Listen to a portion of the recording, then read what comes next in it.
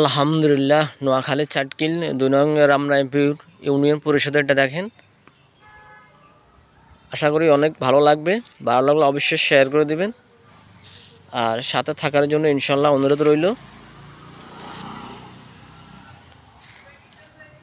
এটা হলো আমাদের সবজি বাগান, দেখেন কীরকম হলো, সবাই কমেন্টে বলে যাবেন।